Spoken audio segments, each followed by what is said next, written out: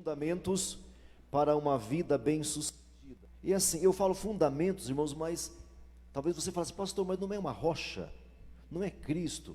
Então, é que nós estamos mostrando as expressões dessa rocha, os desdobramentos dessa rocha, tá bom? O fundamento é singular. Eu estou usando o tema no plural para que nós vejamos as várias facetas dessa rocha, que é o fundamento.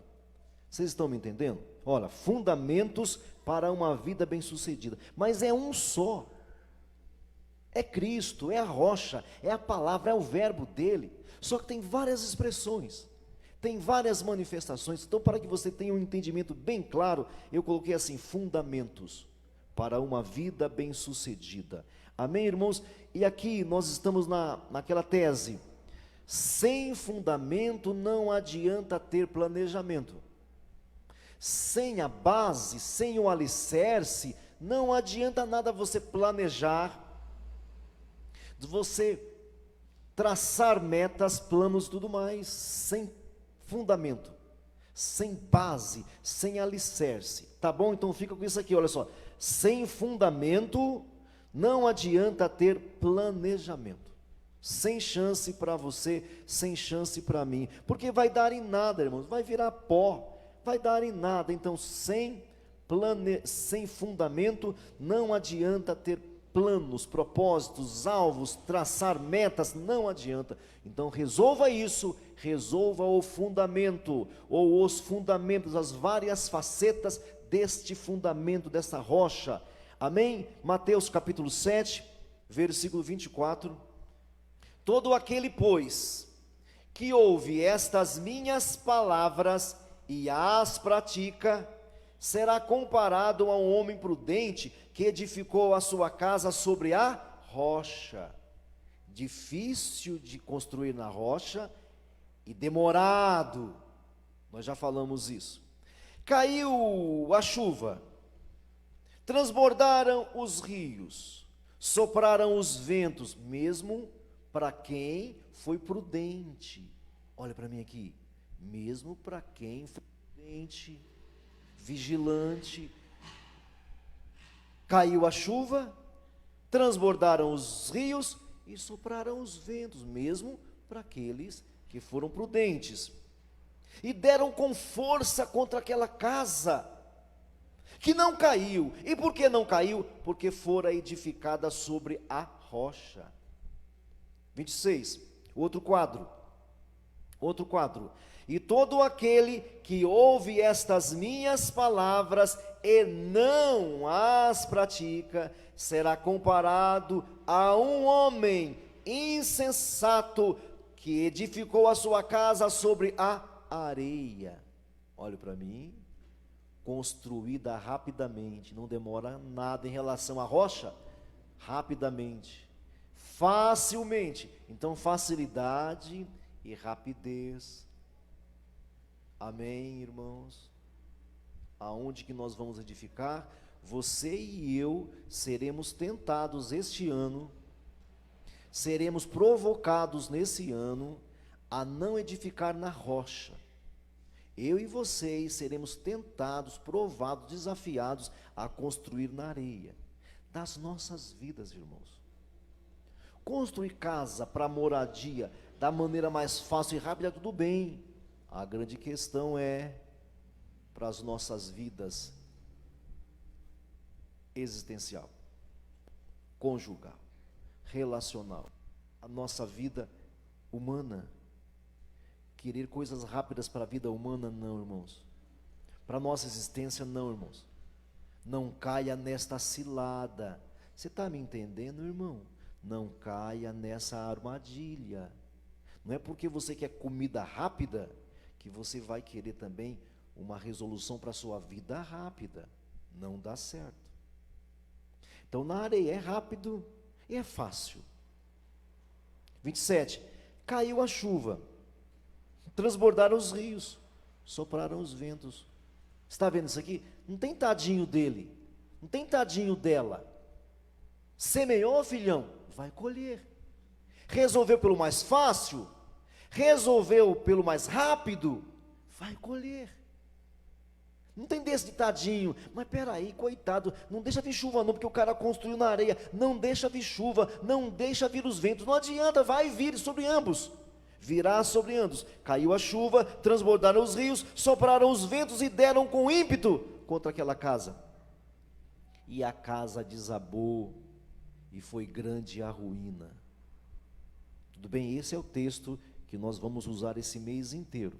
Vamos lá então para a lição de hoje. O fundamento é concreto, é palpável, não é teórico, diga, não é teórico. O fundamento do concreto, do palpável. Da onde que eu tiro isso? Praticar ou não praticar, fazer ou não fazer. Nada de ficar sonhando, elaborando questões. É concreto. Essa base, esse fundamento é concreto. Você veja, você percebe que os dois personagens ouviram. Está claro isso? O primeiro do 24 ouviu, todo aquele pois que ouve estas minhas palavras. Ouviu. 27, 26, todo aquele pois que ouve estas minhas palavras. A questão é essa questão prática, concreta, para agora. Diga para agora. O tempo é já. Lembra lá do texto hoje de Abraão?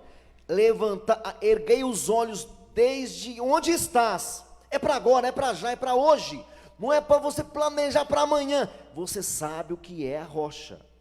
Você sabe o que é a revelação. Você sabe o que é a instrução eterna. Olha o que o Senhor disse, presta atenção. Passarão os céus, passarão a terra, mas as minhas palavras não hão de passar. É para já, é concreto, é palpável, é fazer, é realizar. Porque nós cristãos, gente, ainda mais nós cristãos metodistas, nós os históricos, os mais antigos do Brasil, os metodistas, os batistas e os presbiterianos são os mais antigos do Brasil. Os mais antigos. Nós somos conhecidos, gente, pela letra, pelo conhecimento, porque nós focamos na palavra. A questão é se praticamos a palavra. Nós, os cristãos históricos, somos conhecidos por conhecer a palavra, por buscar a palavra. A questão é se nós praticamos. E muitas vezes, porque não conhecemos a palavra, não ouvimos a palavra, é que nós caímos em enganos. Irmãos, é muito fácil pregar para cristãos, para gente que tem assim um pré-conhecimento. Eu quero ver pregar para quem não tem conhecimento nenhum da palavra, irmão. Irmãos, tem pregadores. Por que eu vou falar isso aqui para você agora? Para que você entenda, meu irmão, que é uma questão de viver ou não viver a palavra. Existem pregadores que, se eu trouxer aqui assim, irmãos, para pregar aqui, os caras são tão habilidosos, irmãos, que quando eles quiserem, vocês choram. Quando eles quiserem, vocês riem. Quando eles quiserem, vocês se arrepiam. Quando eles quiserem. Tão habilidosos que são. Só que veja bem, manda eles fazerem isso no meio dos perdidos. Manda, irmãos. É muito fácil pedir perdão para crente que conhece a letra. É muito fácil falar para o irmão que o senhor é meu pastor, porque ele conhece o texto, irmão.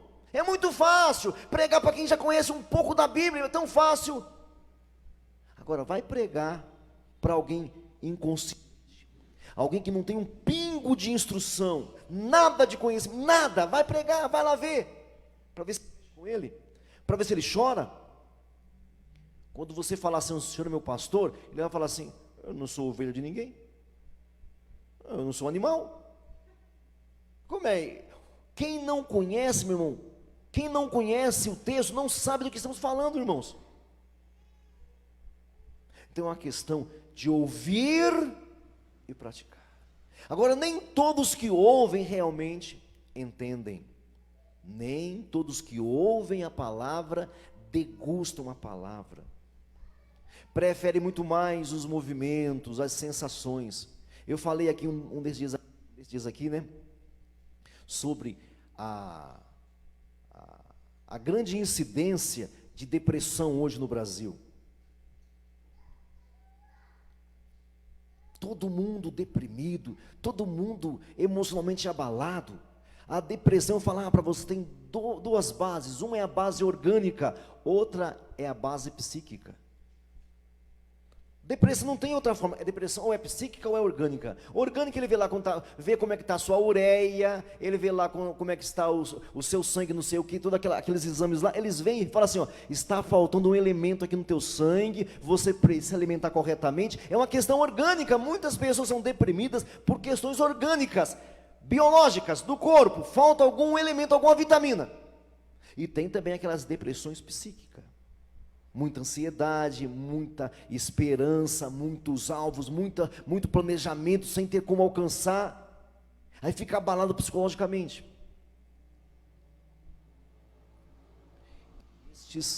Estas pessoas facilmente são tocadas pelos pseudos pregadores. Só que aí tem 3 outros problemas que às vezes se confundem com depressão.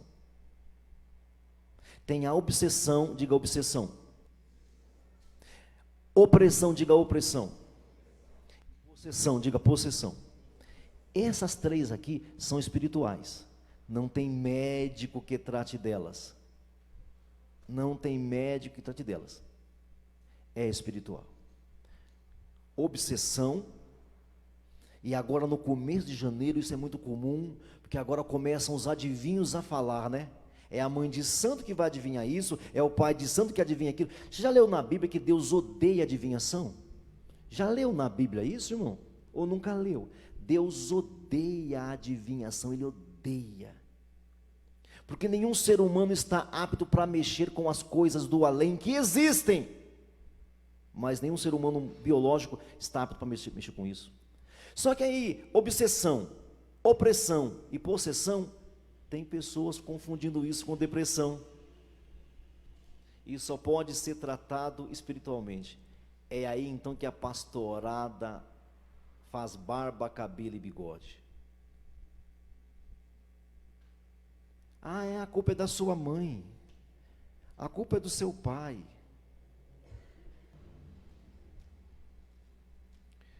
O rei Ezequias, gente, ele foi filho do pior rei de Israel, um dos piores reis de Israel, se não me engano agora Manassés, um dos piores reis, e Ezequias foi um dos melhores reis de Israel. Só porque nós gostamos de culpar, é por causa do meu pai que eu sou assim, é por causa da minha mãe que eu sou assim. Eu conheço tantas pessoas, tantas biografias lindas, que vieram de lugares tão estranhos, que vieram de famílias tão estranhas, mas nós preferimos estar culpando. É a maldição do século, né, gente? Desde Adão e Eva, foi a mulher que o Senhor me deu, Deus.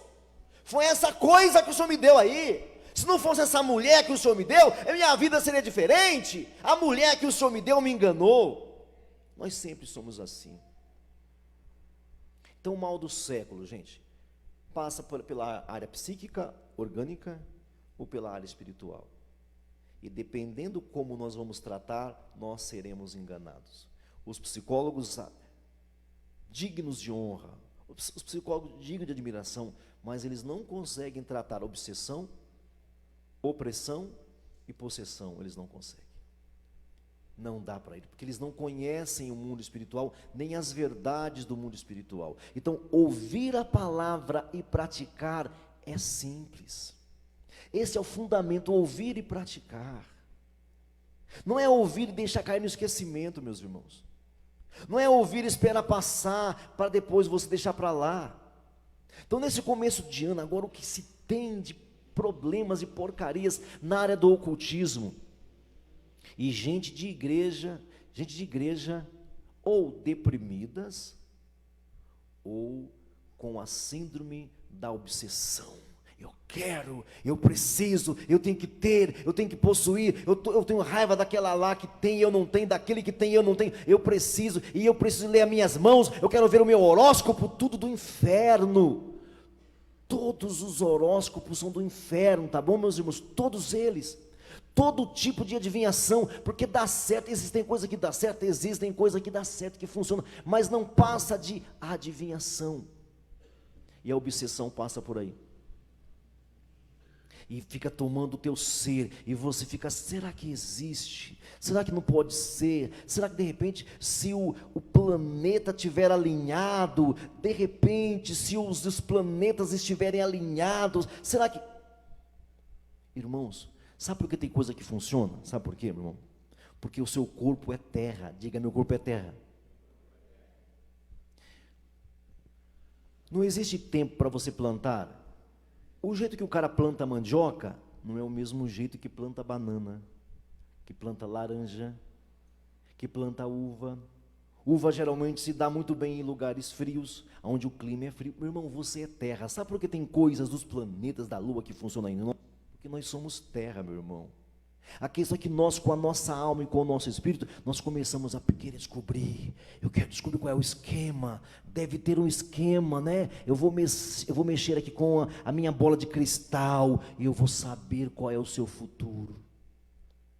Fica sem comer hoje, eu adivinho o que você vai ter amanhã. Faz o seguinte, não janta hoje, nem toma café amanhã. Aí eu adivinho, amanhã meio-dia você vai estar com fome. Vai estar cheio de fome, porque é corpóreo, é do corpo. Então existem coisas da lua que interagem, interferem aqui no meu corpo. Existem coisas do sol que interferem aqui no meu corpo e também na minha alma. Existem coisas da natureza que interferem na minha alma, no meu corpo. Mas não procure uma resposta oculta, não tem. Não existe. Janeiro é época de armadilhas. Janeiro é época de armadilhas, de objetivos estranhos. Ouça a palavra e pratique a palavra. É uma questão de prática, é concreto, é ouvir, simples assim. Eu ouvi aquilo que eu ouvi. Gente, você tem que praticar a Bíblia inteira? Olha para cá. Você tem que praticar a Bíblia inteira? Lógico que não, meu irmão. Vou perguntar de novo. Você tem que praticar a Bíblia inteira? Não. Você vai na padaria e fala assim, quero todos os pães aqui. Fala isso? Vou comer todos os pães hoje para não passar fome amanhã. Alguém faz isso? Não. Mas aquilo que o Senhor te falou, isso você pratica. Ouviu a palavra? Pratique a palavra. Seja sincero. Seja firme na prática da palavra. Ouvir a palavra e praticar a palavra é casa na rocha. É família na rocha, é vida na rocha, é pai na rocha, mãe na rocha, filhos na rocha. Mesmo que passam por fases estranhas, a gente passa por fases estranhas, mas é na rocha. Virão os rios, virão as chuvas, virão, os ventos virão, mas se está na rocha, eu quero ver quem é que vai derrubar. Então assim, o fundamento é algo concreto, palpável, é uma questão de praticar, de agir, de colocar um pé na frente do outro. Você sabe o que é andar? Sabe qual é a definição de andar? É colocar um pé na frente do outro. O ato de colocar um pé na frente do outro é andar. Então se mexa, caminhe. O ano começou, já passou o ano passado, acabou. Ouça a palavra, quarta, sexta, domingo. Ouça a palavra, quarta, sexta, domingo. Qual palavra? O texto? Não! Se você for um homem, uma mulher que vive pelo texto, você não vai aguentar. É o espírito da palavra. É a impressão da palavra. É o soco da palavra. Por isso que aí mesmo no versículo 28, está assim, ó, quando Jesus acabou de proferir estas palavras, as multidões ficaram maravilhadas com a sua doutrina. Eles ficaram impactados com o Espírito, gente, da palavra. A questão é que a gente lê Hebreus 4,12, você lê Hebreus 4,12 que está assim, porque a palavra de Deus é viva e eficaz. Aí você pega esse texto e pensa que é um texto. Mas se você ver o que vem antes, você vai ver que a palavra viva é Cristo. A palavra viva e eficaz é o verbo. Havendo Deus outrora falado, Hebreus 1, várias vezes, de várias maneiras, aos pais, pelos profetas, hoje nos tem falado pelo Filho. O Filho é a palavra, o Filho é a palavra viva, irmãos. É Cristo, a rocha, o fundamento, a base. Ouviu Cristo? Pratica Cristo. Escutou Cristo? Pratica Cristo. É concreto. Então a lição de hoje é o seguinte: o fundamento não é algo abstrato. O fundamento não é algo transcendental. É concreto, é para exercitar, é para caminhar. É essa a lição. O fundamento é algo concreto, é palpável, é para agora, é para ser praticado, não é para ficar nas teorias, não é para ficar nas inequações ou equações. É prático, é viver dia após dia. Diga: o fundamento é concreto. Diga: é para agora. Diga: é para já. Diga: é palpável. Diga: é para ser praticado. Amém? Ouvir e praticar. Curva sua cabeça, feche os seus olhos.